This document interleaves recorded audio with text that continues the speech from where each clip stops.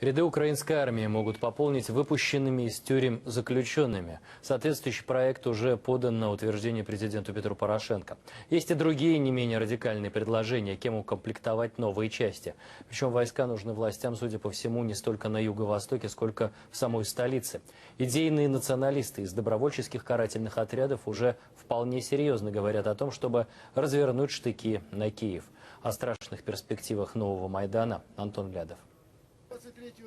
О том, что Киев начнет отправлять на войну студентов, раньше ходили только слухи. Но Комитет солдатских матерей обнародовал распоряжение Генерального штаба, которое подтверждает: Киев начал призыв учащихся вузов. Граждан, которые учатся в высших учебных заведениях на дневной форме обучения, которые подлежат призыву и не имеют военных специальностей, направлять в учебные воинские части для подготовки по военно-учетной специальности.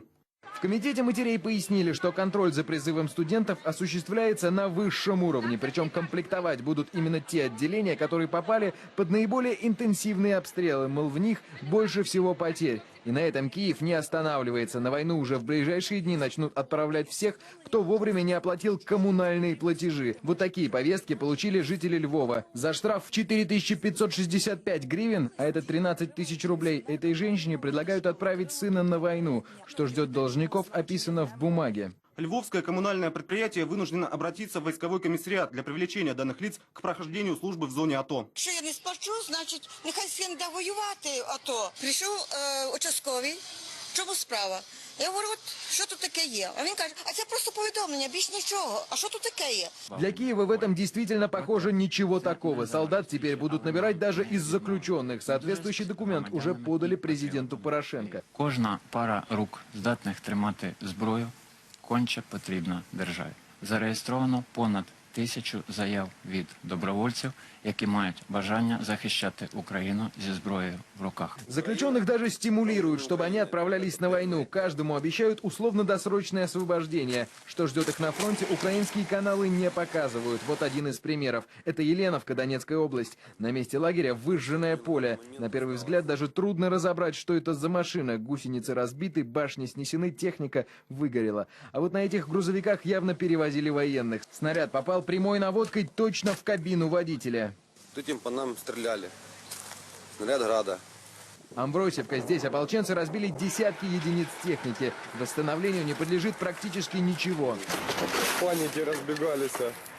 Те, кому удалось вырваться, рассказывают, что если ситуация не изменится, украинской армии надолго не хватит. Ежедневно силовики несут огромные потери. Солдаты уверены, Киев проигрывает войну из-за того, что командиры бросают в бой тех, кого еще даже не успели научить держать автомат. Эти люди попали в плен, потому что нету тяжелой артиллерии, поддержки, нету танков.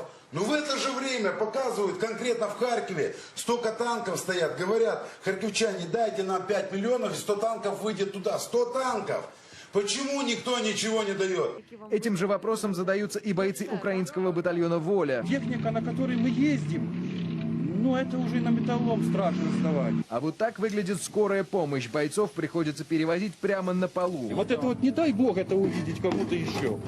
Пенкой задут, пол. Самый лучший строительный материал — это пена. На ней держится вся наша медицина. А вот на чем при этом ездят те, кто отправлял ребят на войну. Заместитель секретаря Совета национальной безопасности Украины Михаил Коваль садится в свой автомобиль, черный Range Rover. Вот Арсений Яценюк, премьер-министр. А это декларация самого министра обороны Валерия Гелетея. У него целых 2 автомобиля. Lexus 2012 года выпуска и тоже Range Rover. Последний куплен в прошлом году за 790 тысяч гривен. Это больше 2 миллионов рублей. К слову, эти бойцы оказались в окружении, потому что для них не нашлось ни одной военной машины на ходу. Нам просто сказали, що буде техніка, буде 1000 Національної гвардії, буде авіація. Нічого не було. Ми з автоматами на танки йшли. Этого солдата командование и вовсе бросило. Ему пришлось самому выбираться из подбитого БТРа. Очнулся, вылез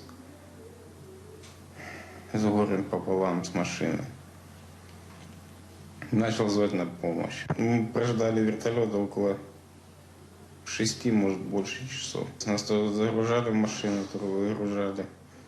Постоянно бомбили. У тех, кто остается в окружении, признаются сами солдаты, надежд на спасение нет. Вероятно, понимая это, бойцы пытаются забыться. На месте оставленных лагерей ополченцы находят бутылки из-под алкоголя. Сидела, пила водку. Стреляла по Донецку градами. гаубицами. А это Красный Октябрь. Бульбулятор. Способ достижения марихуаны. В полевых условиях. Это приспособление используется для курения марихуаны, гашиша и других наркотиков.